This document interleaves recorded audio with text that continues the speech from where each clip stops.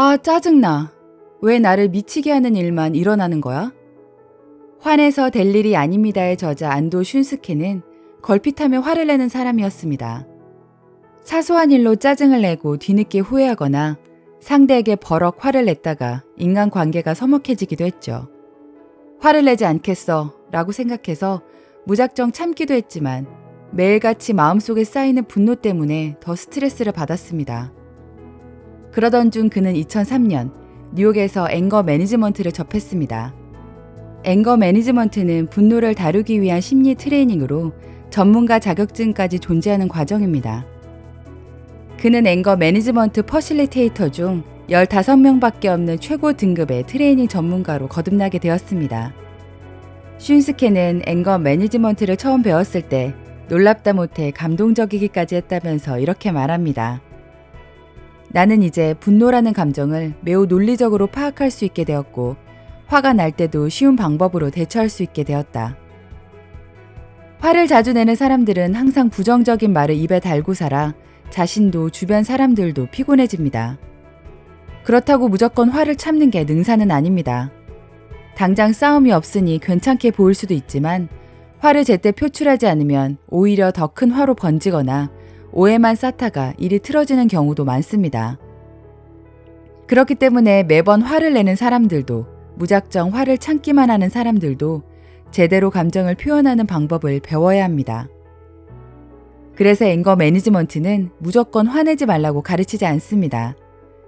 화를 쉽게 표출하는 성향에게는 화내지 않는 기술을 알려줍니다.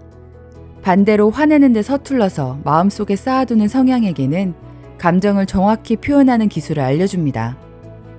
화내야 할 때는 정도에 맞게 표현하고 용서해야 할 때는 아량을 베풀 수 있도록요. 그렇다면 우리는 어떻게 감정 괴물에게 휘둘리지 않을 수 있을까요? 우선 왜 화가 나는지를 살펴봅시다. 사람이 타인에게 화가 나는 이유는 각자만의 무엇을 해야 한다는 가치관 때문인데요. 사람에게 허용할 수 있는 범위와 없는 범위를 원으로 그려보면 이렇습니다. 쉽게 화가 나는 사람은 두 번째 원이 작습니다. 그래서 친구가 약속 시간에 늦으면 이렇게 생각하죠. 어떻게 약속 시간에 늦을 수 있어? 날 우습게 보는 게 분명해. 두 번째 원이 큰 사람은 이렇게 생각합니다. 길이 많이 밀리나 보네. 미리 점심 먹을 장소라도 찾아놓고 있을까? 대수롭지 않은 일에 화내지 않기 위해서는 상대가 내 방식과 달라도 허용할 수 있는 범위를 넓히려고 노력해야 합니다. 모든 사람들이 내 가치관과 같을 수 없다는 사실을 인정하고 무조건 절대로라는 단어는 의식적으로 머릿속에서 지워보는 것은 어떨까요? 그렇다면 당장 분노를 느꼈을 때 그 자리에서 분노를 없애는 방법이 있을까요? 흔히 화가 날 때는 10초를 세고 이야기하라고 합니다. 저 같은 경우에는 10초를 세면서 화를 곱씹게 되어 오히려 역효과가 났습니다.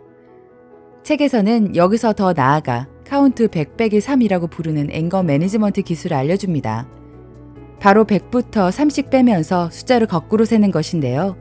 알고 있는 외국어로 해도 좋습니다. 분노는 본능적인 반응을 일으키는 원시뇌, 즉 대외 변연계에서 만들어지는데요. 이때 외국어로 말하거나 적당히 복잡한 계산을 하면 이성을 담당하는 뇌의 영역이 자극되어 상황을 침착하게 판단할 수 있는 상태로 되돌릴 수 있습니다. 저자는 카운트 100 빼기 3 기술을 분노의 수준이 낮을 때부터 연습해서 습관을 들여야 한다고 말합니다.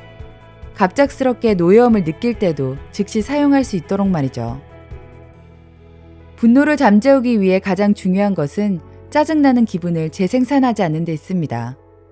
단순히 숫자를 세는 것이 분노를 가라앉히지 않는 이유는 분노가 있는 상황이나 대상을 다시 생각해 원인부터 다시 따져보기 때문입니다.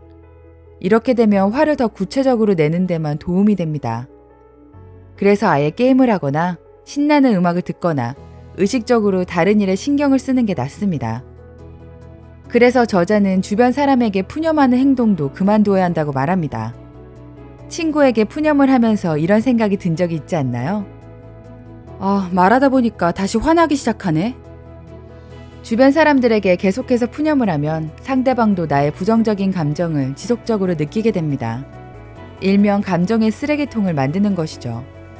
그래서 분노가 일면 의식적으로 분노가 재생산되는 것을 막아야 합니다.